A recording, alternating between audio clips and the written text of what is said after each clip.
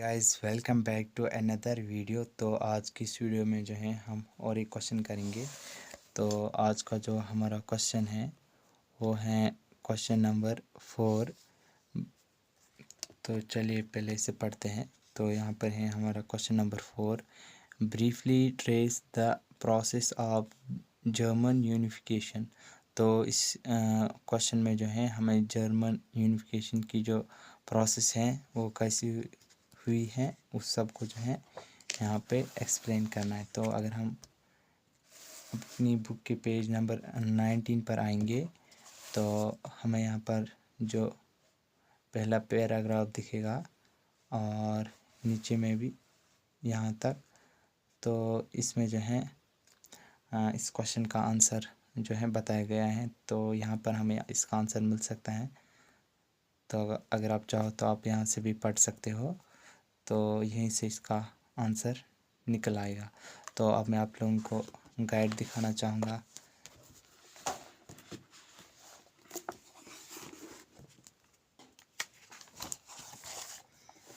तो ये रहा इसका इतना सा आंसर,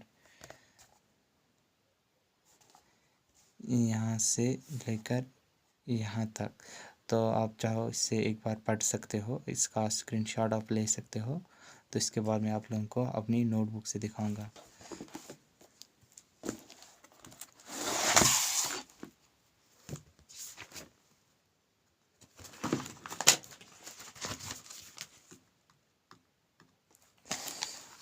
ओके, यहाँ पे रहा हमारा question. Briefly trace the process of German unification. तो इसका आधा यहाँ पे है, इसके बाद आधा मैंने इस पेपर के पीछे लिखा है। तो चलिए शुरू करते हैं इसका answer. Germany was divided into many independent states known as तो यहाँ पे था known as German confederation.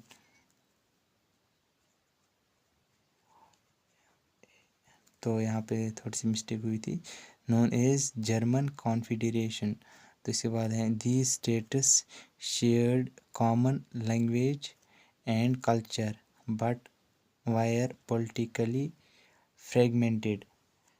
Among these states, Prussia was the most powerful state, which was governed by King Otto von Bismarck.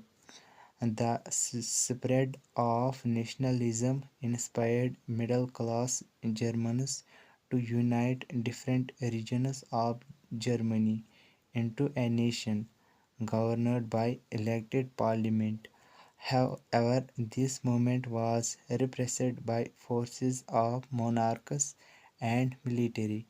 From then, the King of Prussia, Otto von Bismarck, took help from his Prussian army and bureaucracy and fought 3 wars with Denmark,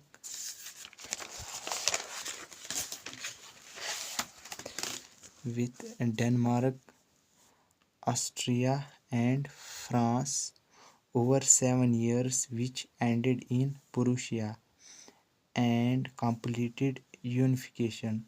On January 1871, the Prussian king Kaiser William I was declared as German emperor in a ceremony held at Versailles, which was comprised by princes of German states, representatives of army, and some important Prussian ministers, including Chief Minister Otto von Bismarck.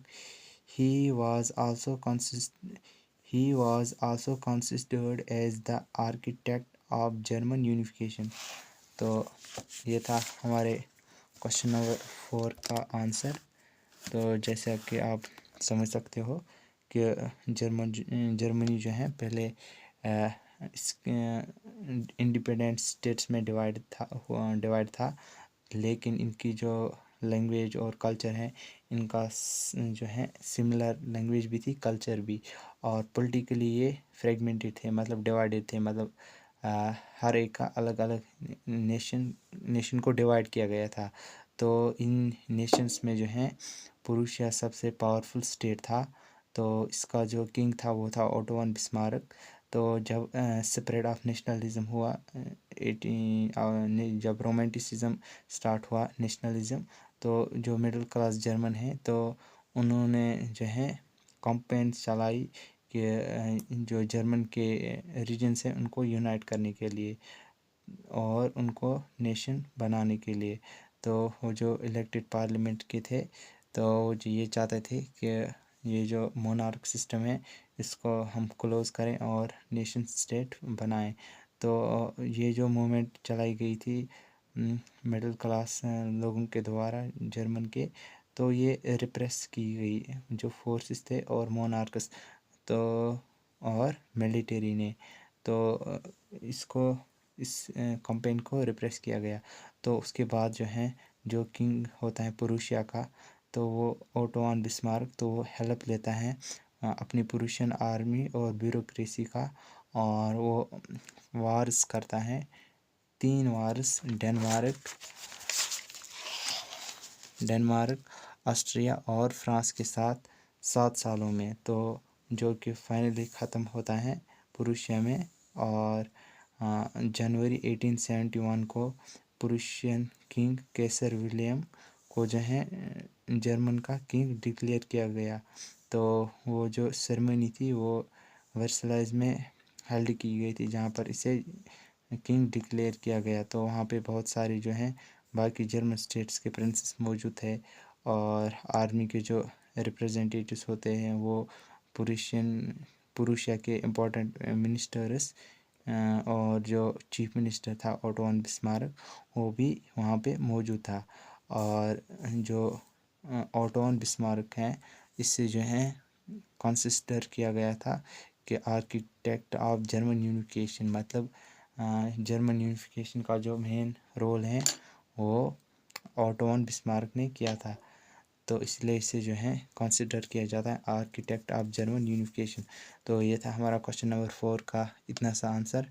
तो I hope कि आप लोगों को question भी समझ आया होगा और आंसर भी।